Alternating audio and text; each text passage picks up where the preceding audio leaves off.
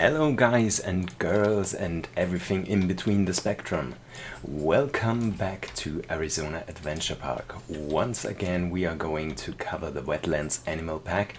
In the last episode we built this beautiful habitat for our Nile ledgeway and looking a little bit closer at it, I think I might go over the habitat again and change some things a little bit, and maybe also put in some more of those beautiful animals, like this beautiful buck that is coming very close to our visitors.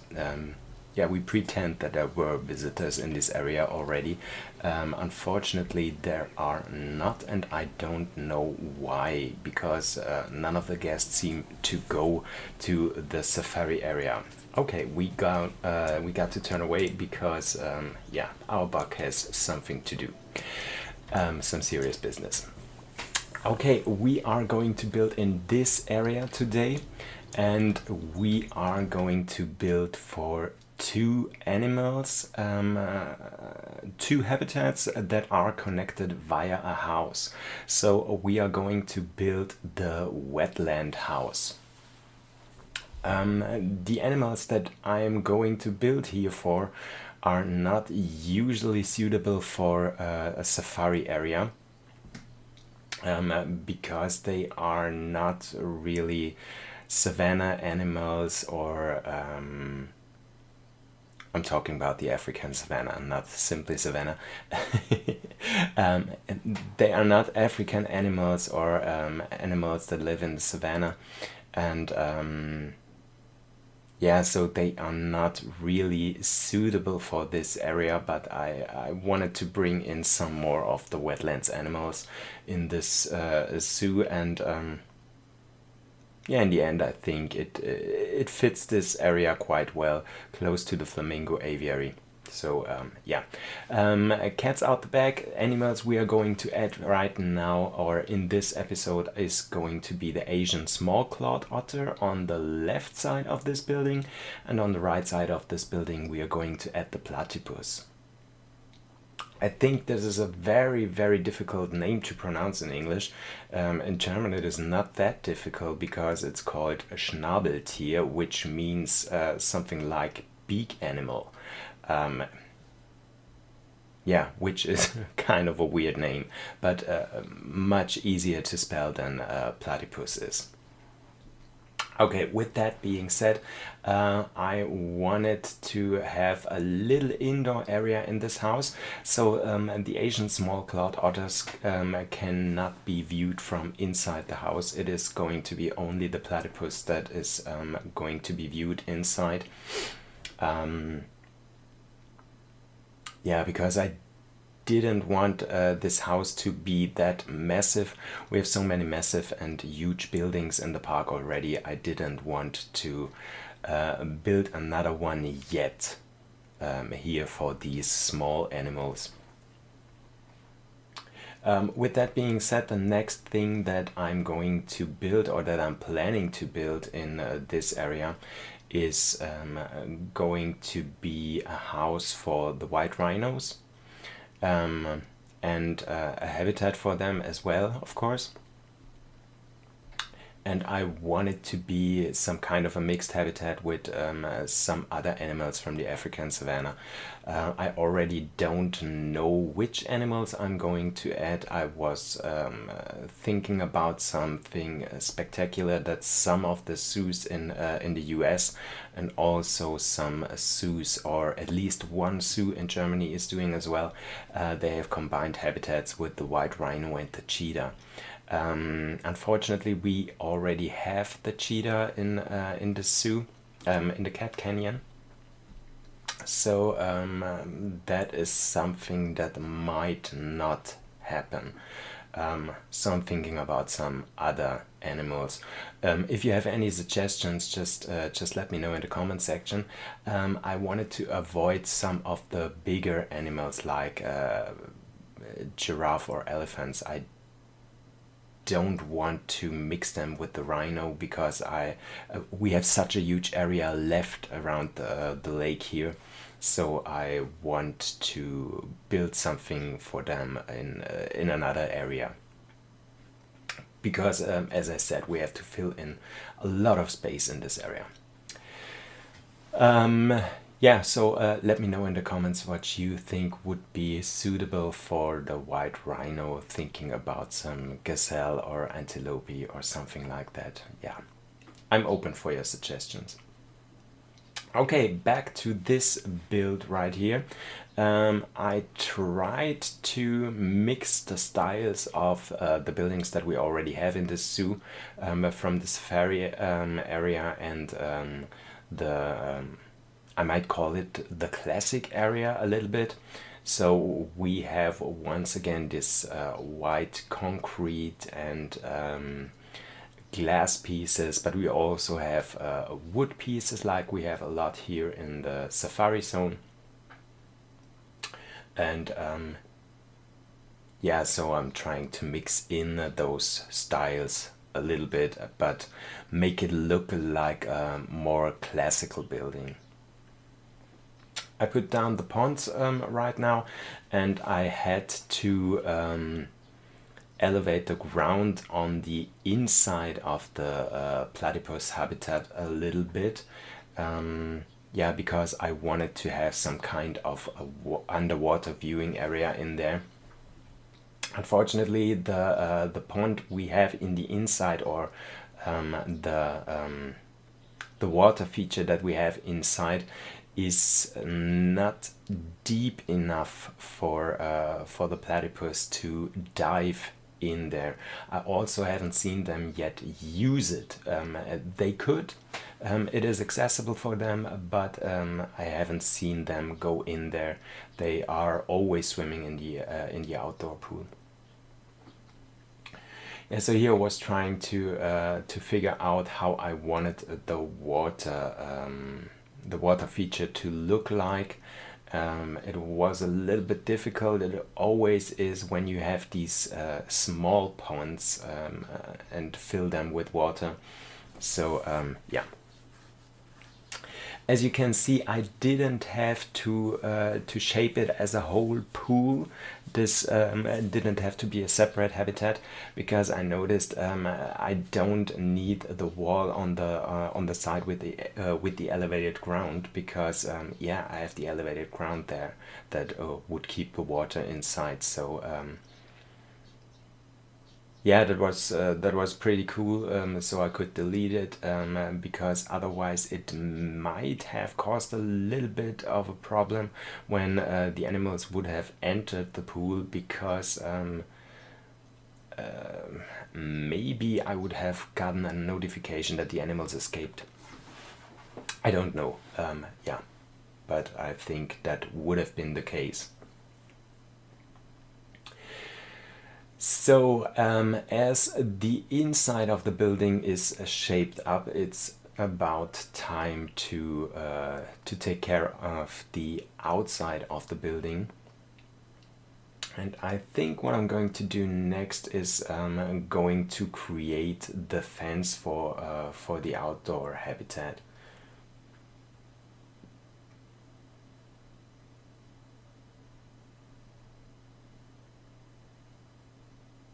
Oh yeah, and also notification today for those of you guys that also watch the series of Dunes of Hope. There's not going to be a new episode of Dunes this week, because yeah, I just don't feel Dunes at the moment. I have a lot of fun and a lot of ideas on my other two zoos, so I think Dunes is going to have a little break. I hope it's not going to take too long. As soon as I have more ideas for Dunes of Hope, I'm going to return to build in that. But at the moment, I really love to build in these other two zoos in Arizona and in Swamp Lake. So yeah. What I was trying to build here, or what I did build here, and I'm not totally satisfied with it, is I wanted to have something like a water slide for the small clawed otters. which was not that easy to build. I had this idea in my mind with this with these concrete slide, and with some water that is flowing from the upper level downwards, but it was not possible. Maybe I was too stupid for that. It was not possible for me to put in these water features so that it looks like the water is flowing down the slide. So I tried and tried and tried for half an hour, I guess, but it just didn't work out, and in the end I gave up and left it like this. It looks nice. It looks like something where the water is flowing into the pool of the otters, but it is not really a slide. Yeah, maybe you guys have some suggestions or some better ideas how to do that. Let me know in the comments, and I will go over it in the next episode or in one of the next episodes and fix that. I also might say I might go into the habitat anyways, because in the end it is not that great of a habitat, because because the others don't go in to the water that much. They are more most of the time they are on land, and as a visitor you can't see them quite well, and so I think I have to go back into the habitat and change the look of it a little bit so that the visitors can see the animals better. No problem with the platypus, I might say. Oh, and this time I used the rotation, the automatic rotation for the rocks, where they can rotate not only vertical but also horizontal, and wow, that is such a cool feature that changes a lot for building rock formations, and I really love that, and I really appreciate that. Frontier, well done. This is a great addition. Yeah, so here I was taking the fence from the latchway habitat, and I changed it a little bit and put in some glass windows and these wooden beams in between.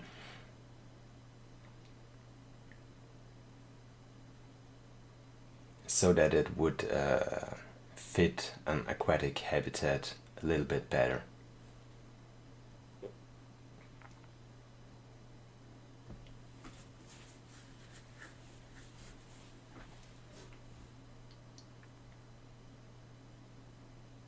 Yeah, just put it all around the habitat and also around the habitat for the platypus as well.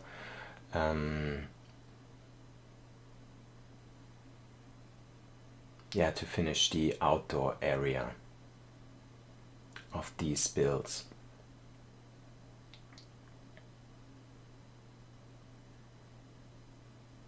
Yeah, and I also have to say there was some conversation on Twitter the last days, or I had some thoughts about some things, and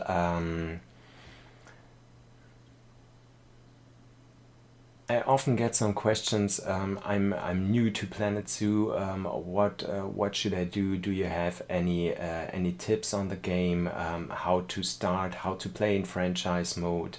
Which YouTube videos to watch, and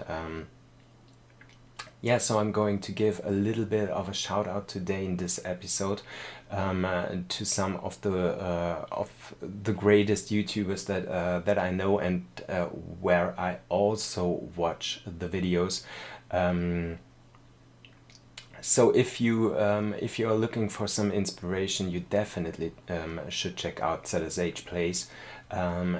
He's done an amazing job. He also did the tour through Arizona Adventure, and he is so creative on a level where he also creates his own trees because they were not in the game, but yeah, were added a few days later. So there's that. But yeah, as I said, absolutely great creator. And if you're looking for some fun videos and some crazy ideas, you also might check out Plastic Swans. She's done a series where she recreated the Olympic Games with animals in from Planet Zoo, built huge stadiums, and yeah, just go over and watch it. It is hilarious, and I don't know how much time she might have put into creating it, but it must have been a lot of work, and it definitely paid off. It is the funniest thing that I have seen in a while, and yeah, I don't know how to come up with those ideas. It's just crazy. Also, a very great creator, not only here on YouTube but also on Twitch. Unfortunately, I don't always have the time to watch his videos or his live streams, I might say, because he often streams in times when I'm at work. But the Dutch Lion is also someone to check out. And also someone that I watched from, I might say, the beginning of his career on YouTube with Planet Zoo. That is Eben. Eben is from, oh, I hope I'm not lying, from Belgium, or was it the Netherlands? I think it was Belgium, and he's with his creations, he's out of this world. He goes so much into detail, even about things that you don't even think about creating. So you definitely want to check out his channel as well. And yeah, of course, one of my favorite YouTubers that is also not really new to YouTube or to streaming Planet Zoo, but she's not done it this long as well, is Simply Savannah. She's first of all, she's such a lovely person, and she's very creative, and I just love what she's doing in the game. Yeah, that's definitely some channels you should check out along the well-known and established YouTubers that you already heard of. Yeah, with that being said, a lot has changed in here. We've done a lot of rock work in that area. And now I'm going to decorate the inside of the platypus habitat a little bit. Adding some wood, and yeah, also put some black concrete in the background, because I thought that would look cool and make the whole thing a little bit darker, because when I'm not completely wrong, the platypus is also some kind of nocturnal animal. And yeah, as I said in the last episode, or was it on Swamp Lake, I can't think about a zoo outside of Australia that does keep platypus. I don't know that there is one, and I'm not quite sure if there was one ever. And maybe there was one in the UK. I guess London Zoo might have been possible because, yeah, you know the history with the UK and Australia, so there's a huge connection, and it would be much easier for the UK to import Australian animals. Yeah, but I don't know. I even don't know if there is a zoo in Australia that actually keeps platypus. Platypus is very, very rare, and yeah, just don't know. If you know, just also let me know in the comment section, because I would be very, very interested in it, and I definitely want to go to a place where I can see a real life platypus.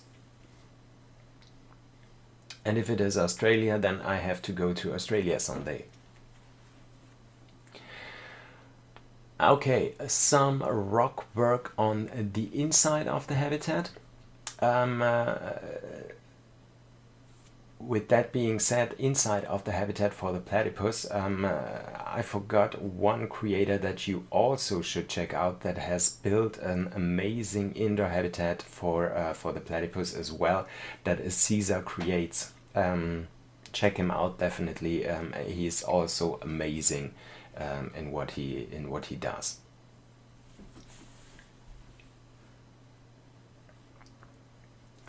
Yeah. Also put some rock on the backside of the building to make it look a little bit more like yeah, natural and realistic habitat, and nice for the eyes. Nice for the eyes? Did I say that really? Okay, that sounded a little bit crazy. Yeah. Some more decoration with those root pieces from the fake trees.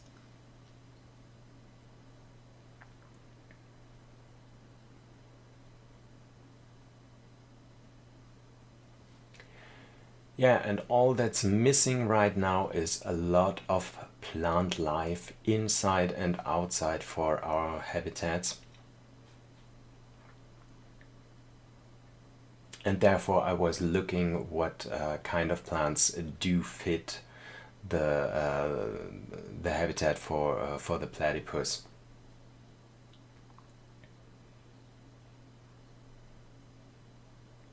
It's quite a little bit difficult if you build for such a tiny indoor habitat where you don't have that much space, and it also is not that yeah, you cannot go very high because it is also very flat on the inside.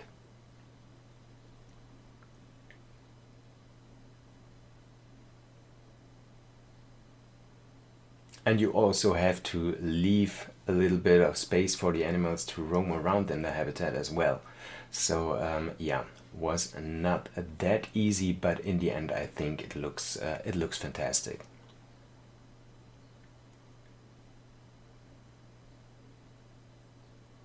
Also some underwater plants and some of these roots. I love to use them right now because I didn't use them in the past very much, because I always thought this yeah, they were looking a little bit awkward and I didn't know where to place them, and yeah, but yeah, I'm getting very comfortable with them.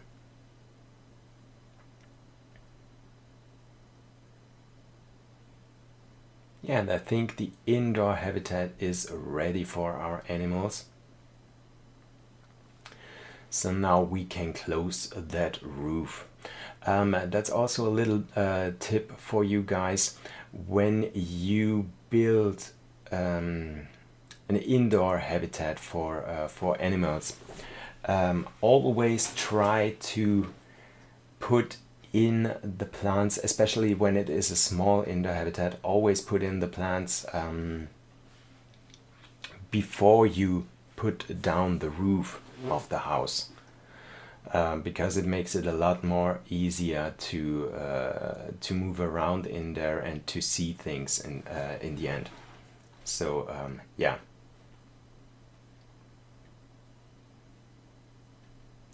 Okay, as we are finished with the indoor now, we are going to put down a lot of plants on the outdoor level as well, to make it a little bit natural. Make some decorations around the habitat as well.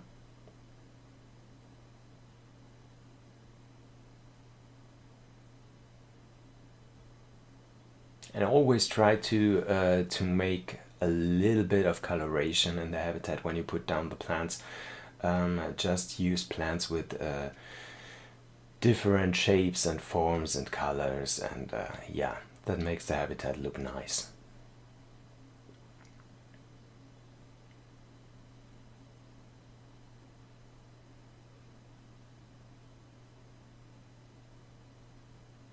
And as I said, by putting down the plants in the habitat for the otters, I really love how the habitat looks.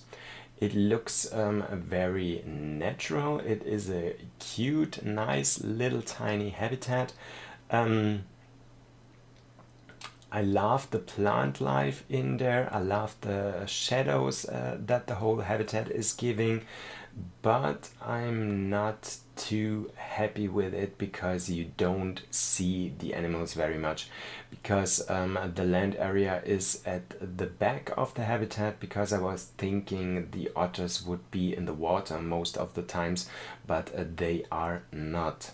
At least mine are not.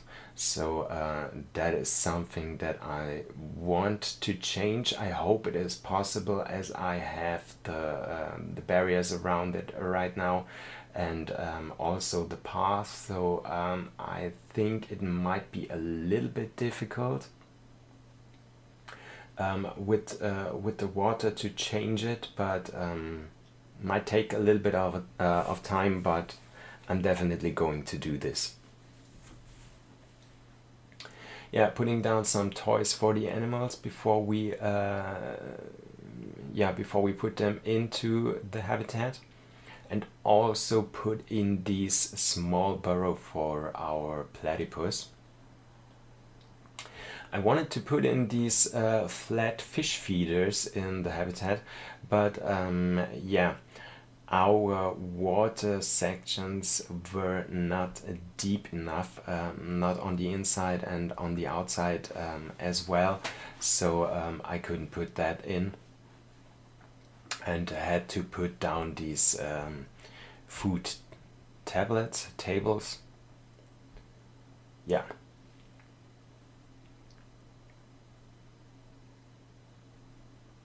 And here was the thing that I was searching for the otters, because I didn't find them. I didn't know how they were called in German. I knew the English name, but I didn't know the German name, because I thought they were called as they were in English, Asian Small Clawed Otters, so asiatische Kurzkrallenotter, but no, they were not. They were called Zwergotter, which means dwarf otters, and yeah, I had to find that. So the animals are now in their habitat. Here are our otters. Unfortunately, they are going into the long grass. Yeah, and they don't use the water that much as I was thinking they would.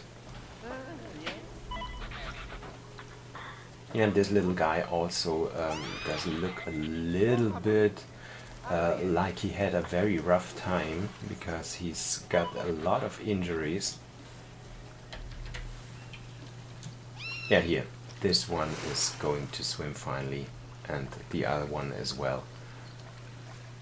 Yeah, but as I said, I'm not that happy how the whole habitat of them looks. and I might work on it a little bit more. And I also think I'm going to make it a little bit deeper, maybe give it a little bit of an underwater viewing area here. Don't know how to manage this, but it seems like a great idea. Oh my god, and look at this cutie.